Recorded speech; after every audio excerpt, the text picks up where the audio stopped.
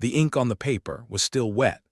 Elena stared at her signature. It didn't look like her name, it looked like a surrender across the mahogany desk. Julian Thorne didn't blink. He picked up the document, he checked the signature, he nodded once. Cold, precise, like he was buying a building, not a wife.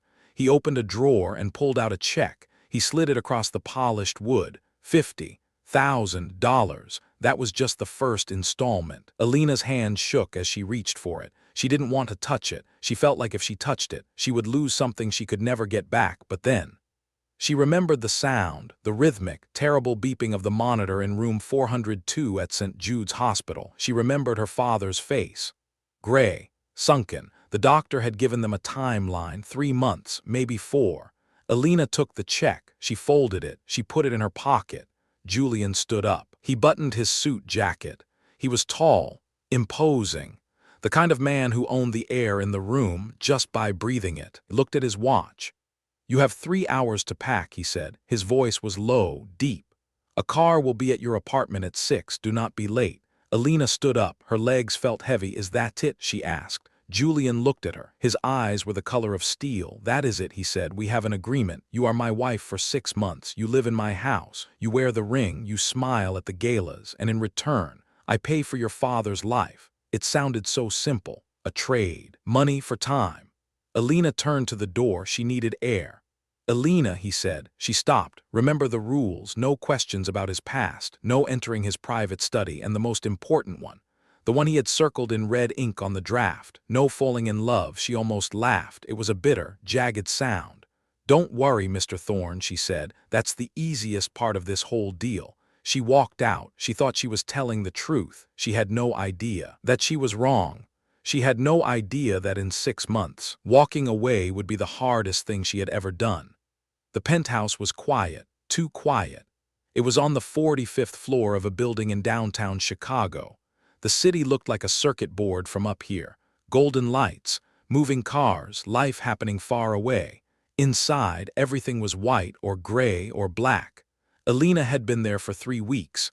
It felt like 3 years. Julian was always there, drinking black coffee, reading the Wall Street Journal. He never said good morning, he just nodded. Elena played her part.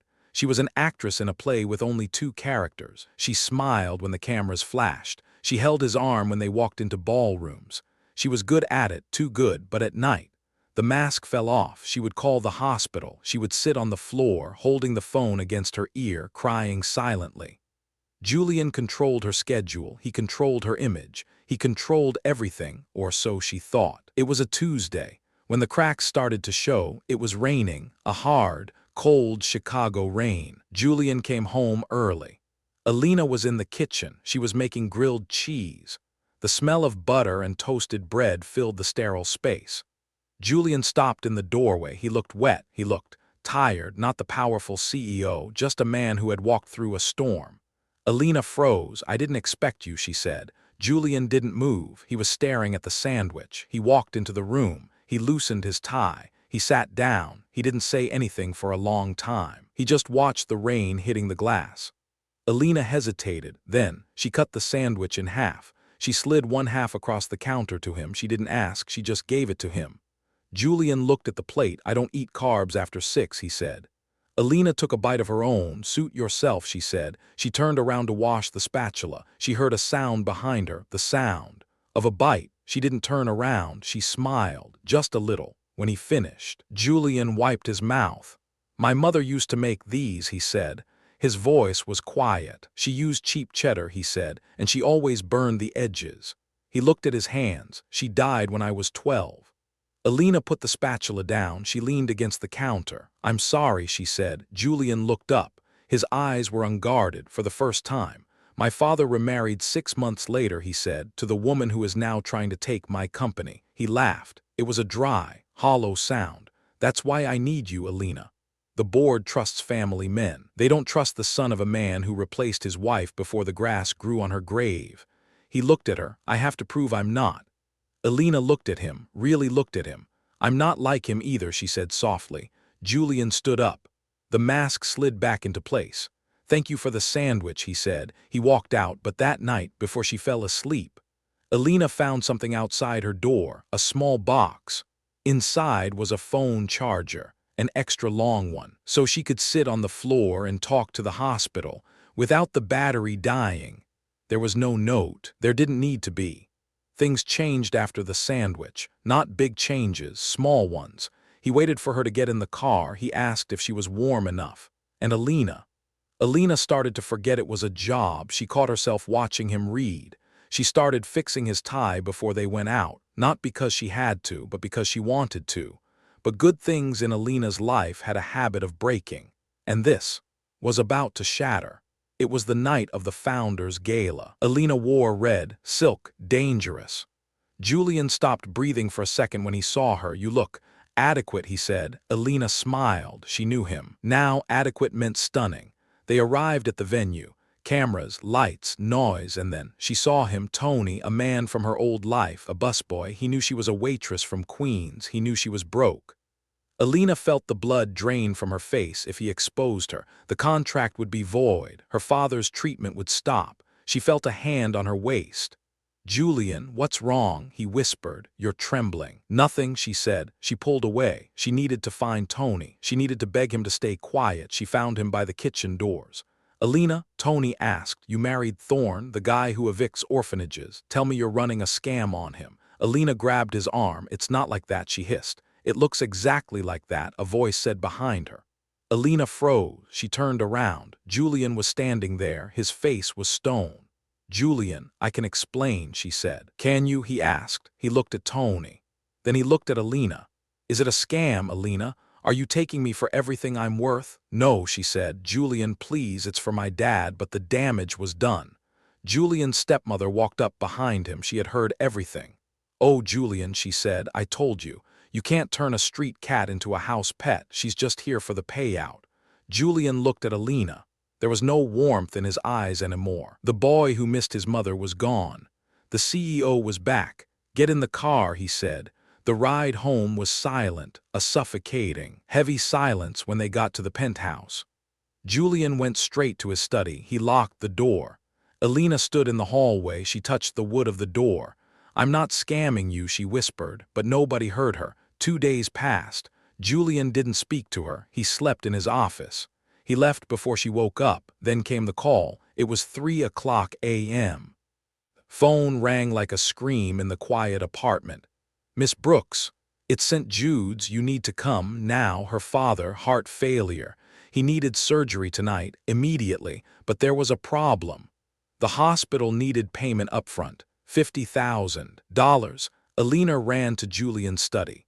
She pounded on the door. "Julian, please open up." Silence. She tried the handle, locked. She remembered. He had a flight to Tokyo that morning. He was already gone. He was in the air. She sank to the floor. She checked her bank account. $400. She looked at her hand. The ring. The engagement ring Julian had given her.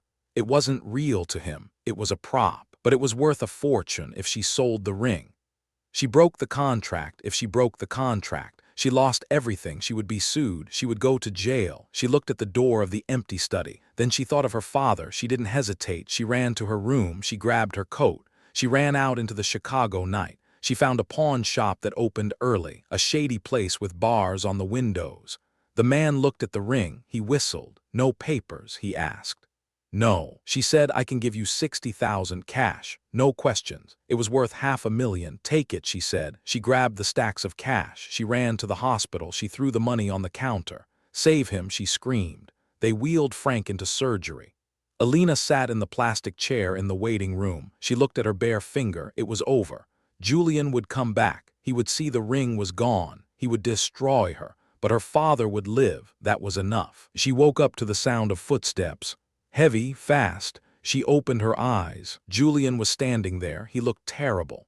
His tie was gone. He was breathing hard. He looked at her. He looked at her hand. "Where is it?" he asked. His voice was cracked.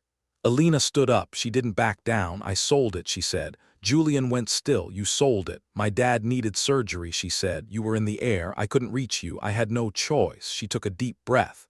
"I broke the contract. I know. You can put me in jail. I don't care. He's alive." She waited for the anger. She waited for him to call the police. But Julian didn't yell. He walked toward her. He reached into his pocket. He pulled out the ring. Elena gasped. How? I tracked it, he said. The jeweler called me the second you walked out. He looked at the diamond, then he looked at her. Why didn't you call my assistant? He asked. They wouldn't have listened, she said. They think I'm a gold digger. Remember? Julian flinched. He took her hand, her left hand. He slid the ring back onto her finger. It felt heavy. It felt warm. You sold the only leverage you had, he said. You risked prison. You risked everything for someone else. That's what love is, Julian, she said. It's not a contract. It's sacrifice. Julian looked at the surgery doors. Is he okay? He made it, she said. Julian nodded. He sat down in the plastic chair next to her. He didn't let go of her hand. We need to make a new amendment to the contract, he said. Elena pulled her hand away. I can't pay you back for the ring yet. She said, no, he said. He turned to face her. The amendment is about the end date. I don't want it to end in 6 months. Elena stopped breathing. What are you saying? I'm saying I don't want to pretend anymore. I've spent my whole life protecting my money, Elena. I thought everyone wanted something from me, but you gave up everything. You proved me wrong. He leaned closer. I don't want a wife for the board of directors. I just want you. If you'll have me. Elena looked at him. She saw the fear in his eyes. She looked at the ring on her finger. It wasn't a prop anymore. She took his hand. You're going to have to eat grilled cheese sandwiches, she said. Julian smiled, a real smile. I can do that, and you have to meet my dad when he wakes up. I'd be honored. He kissed her hand right over the ring. They sat there in the waiting room, the millionaire and the waitress outside. The sun was coming up over Chicago. The contract was broken, but something much stronger had just been built in its place. Sometimes you have to sign your life away to find out who you really belong to, and sometimes the best deals are the ones where you both lose your hearts and win everything else. If this story moved you, subscribe to the channel for more stories about love, sacrifice, and the moments that change us forever. See you in the next one.